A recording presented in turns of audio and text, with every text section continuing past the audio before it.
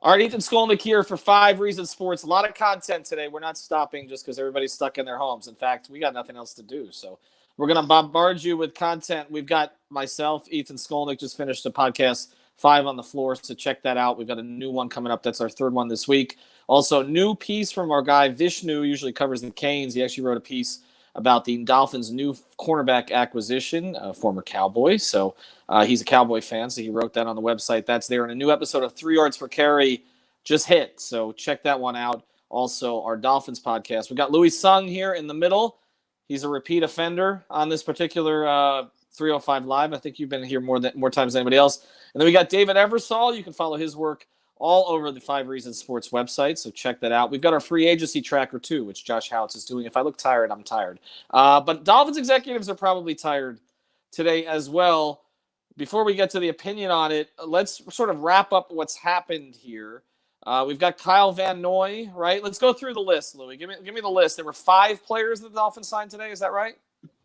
I believe it is right around that. So I'm going to go by importance for me, although I'm going to save one person specifically for last because I have words to say about him.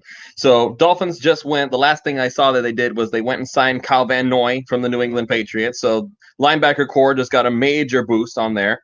They signed Shaq Lawson, so that's with him and Van Noy, that's 2 pass rushers right there off the bat, plus Van Noy can do other stuff too, so there's that.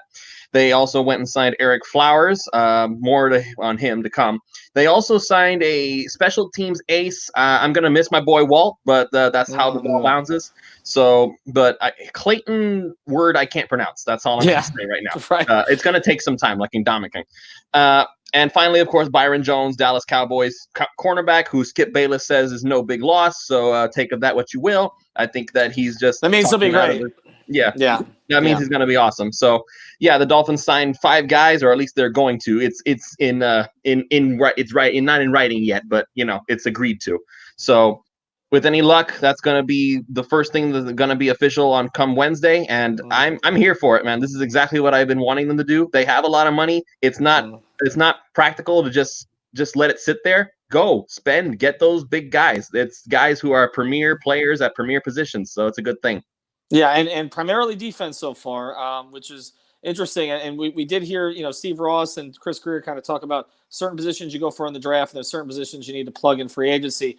David, I'll go to you on this. I guess the one thing they have not addressed, well, there's a few things they haven't addressed, but one thing they have not addressed so far is the running back position. And there was some talk about Melvin Gordon. Do you like the direct? And I think people know my view on running backs. I think they're replaceable, so I don't believe in investing too many assets on them. But, David, do you like what they've done so far, basically building up the defense, particularly, obviously, the sort of the back end of the defense and the linebacker group? I do. I like the fits of the specific players. Obviously Van Noy, is familiar with Flores coming from the New England system. I think that's just a plug-and-play fit right there. And having Byron Jones, across from hopefully Xavier Howard as a 1-2 cornerback tandem would probably give us a premier duo on the outside in the league. So strategically, I like the moves. The Flowers move's a little bit questionable. I think bringing him into guard towards the end of last year, helped him kind of steady his trajectory, if you will. Remains to be seen. He might be more of a depth piece, but he does give you some versatility. You could put him on the outside if you need him. I'm not totally enamored with that signing, and I do like the Lawson fit. He can set the edge. He had a good season last year, 6.5 sacks with Buffalo. I think he's another person that fits our scheme, and we didn't overpay for any one player. I think we added a lot of, mid to upper tier guys without really committing that Ndamukong Suh type to one position, one player, which leaves us some room for other pieces that we're going to need. And obviously, we're going to supplement that with the draft, and it's only day 1 of free agency. So I'm sure there's still more moves to come.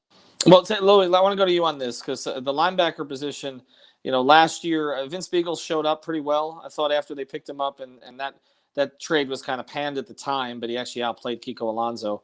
But if you look at the linebacker spot, you had Baker last year who I don't think lived up to maybe the expectations for most of the season. At least, how does that group shake out? And they need another pass rusher, don't they? I mean, it seems like there's still at least one short. Well, yeah, they're going to need more pass rushers, but that's what the draft is for. They've got Right. 14 of them to spare, so it's not like they're not going to be able to get one. And as far as the linebacker core is concerned, this is one heck of a loaded group right now. So you got Raekwon McMillan. He's going to be the usual run stuffer that he was last year. Awesome, awesome. Jerome Baker, he's the guy who can be in coverage. Kyle Van Noy can rush the passer. He can do a little bit of everything, so he's the real versatile guy. And then, of course, you also have now as depth, Vince Beagle can also rush the passer and do a little bit of everything. Plus, he's really good on special teams. Sam McGuavin can also cover, and he can be on special teams. So if Aguavin and Beagle are your depth guys, yeah, that's one hell of a linebacker core. Yeah, that's pretty good. Now, again, there are more moves going to be coming up soon, and we'll get into that a little bit later, I'm sure. But as far as I'm concerned, pass rushers are coming. Wait for the draft. I'm sure there's plenty of options there. Don't worry about it. All right, so getting into the secondary, though, Rashad Jones is gone. We kind of anticipated that would happen, and obviously we've debated the Minka Fitzpatrick thing enough. But at this stage now, you add a pretty close to elite guy. I mean, pretty damn good at one corner. You have an elite guy. Are we to assume right now, and particularly Xavier Howard had some issues off the field during the offseason, but they committed to him first. Like, that was the first guy that they came in. They identified him. We're going to build with this guy. We got rid of Minka. We got rid of Tunsil. Howard's our guy. Is he still their guy? David, would you be surprised to see them trade Howard now? I think I would, because I don't know who you're going to bring in to put across him. I don't think it's a particularly strong cornerback class. You know, at the top you have Okuda, obviously. But I think, you know, with Howard in there, you know what you have. You already, you know, gave him the big contract. Off-field issues aside, I think they're probably going to roll the dice with Howard. And I think they may look to add a safety in the draft, maybe somebody like an Antoine Winfield, you know, second round, somewhere around there. There's options in the draft at the safety spot, I think, more than the cornerback position. Mm-hmm. And I think these moves that they're making in free agency might be tipping their hand a little bit as to where they're leaning. If they don't sign a running back like Melvin Gordon, they might be looking at a DeAndre Swift, you know, a J.K. Dobbins, a Jonathan Taylor, somebody like that late in the first round to get a running back on the cheap, like you said, in a sort of a, not to say expendable position, but at a position that you're not going to want to overpay in free agency. Well, San Francisco went to the Super Bowl with a guy who I couldn't even remember the Dolphins cutting as their starter. I mean, that position over the years, I think, has been proven. Raheem Mostert. Right, you don't even necessarily need – I mean, it's not even you don't need an elite. You don't need anybody, really. I mean, you just need a guy, as long as you have a line. I want to get to the general NFL here in a second. Before we do, Louis, you said you had something saved for last. Yes, so I do. Now's the time for it. Glasses off. Okay. Let me explain how this whole situation went down for me. When I got home from work, I went to the gym and I went to go do my workout. I'm wearing my workout clothes right now. I never even got changed. Can tell. I saw the news that the Dolphins signed Byron Jones. And I go to Planet Fitness, by the way. I almost had the lunk alarm ring on me because I could not contain my excitement over the Byron Jones thing. Because after all this time, we finally had the Xavier Howard and some other elite guy to basically be the Sam Madison and Patrick Surtain of the modern era. The 1-2 punch that you just couldn't beat no matter where you looked. Yep. And now, just when we're starting to get excited about it, I'm suddenly seeing all over Twitter just people trying to make up ways to get rid of Xavier Howard. Like, let's see if we can trade him for a 5th rounder. Let's see if we can get him for a late. Xavier Howard is one of the best corners in football. Why are you trying to get rid of him, people? I'm still waiting for an explanation on that. Are you really that mad that he might have done something bad that we don't even know if it's been proven or not?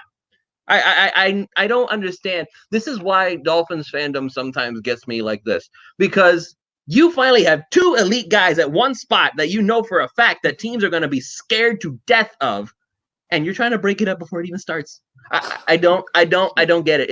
It makes my head hurt. I have one important question for you. Did you wipe down the equipment? Yes, I wiped down the equipment. I always wipe down the equipment. It's like ingrained into my hard drive. Before and after. As long as you did that. By the way, I was not trying to trade Xavier Howard. I simply asked a question on a poll. No, I know you didn't, but I've already seen lots of Dolphin fans just like, ooh, let's see if we can get Howard for this. Maybe we can trade him up and get Tua. It's like, I'm not trading Howard for Tua, okay? I keep saying I don't even think he'd be the trade up for Tua. But that's I don't think you do either. But you know, and now the draft's actually happening in April. All right, thank you for the rant, David. I'll close with you. To me, the biggest move in the NFL today was DeAndre Hopkins. going to Arizona. I mean, you talk about a top 5 guy. He's a top 5 guy. What the hell is Bill O'Brien doing? Trying to lose his job. Giving the Dolphins really a better don't know. first-round pick. I guess, it's very right? questionable. I mean, I don't know if he values draft picks, if he doesn't value his quarterbacks, state of mind. It's really puzzling, and there's really no consensus that says that's a good trade for him. And you look what they did with Tunsil. They overpaid for Tunsil. They jettisoned, like you said, a top 5 wide receiver for, a pretty much downside of his career running back. And what did they get, a 4th round draft pick as well?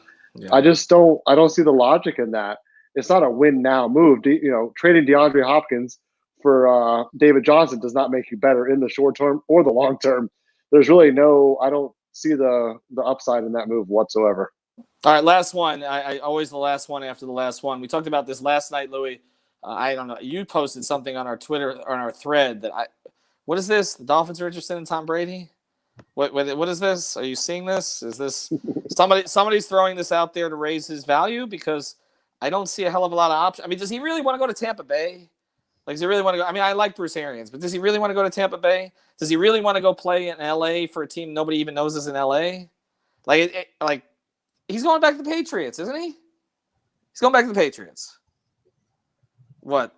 You're keeping quiet. All right. You're not going to say anything. All right. David, he's going back to the Patriots, isn't he? I would have to lean that way unless I really can get something to convince me otherwise. I mean, you got no state income tax in Florida. Other than that, I mean, why the hell are you going to go to Tampa Bay? Well, why would he go back to New England than come to Miami? Seriously. Right. I mean, is he top 15 at this point? He's Tom Brady. That's all you need. I guess. I guess so. Go back to New England. You're not welcome in Miami. Yeah, I mean, ever, never. If you take the system quarterback out of the system, that's an unknown. Well, we saw Montana in Kansas City. It was okay. But I feel like Montana had more left at that point than Brady has now. So it's pure emotion, Ethan. I don't care if he's the best in football. He's not welcome in Miami ever. All right, go back to the gym. All right, David Eversole, Louis Sung. I'm Ethan Skolnick. I just did a podcast with Alphonse Sidney and said a bunch of things that are going to piss people off. So check that out. 3 yards per carry. Josh Houts has a piece. Vishnu's got a piece. We're all over the damn place. We're spreading like something else. Talk to you soon.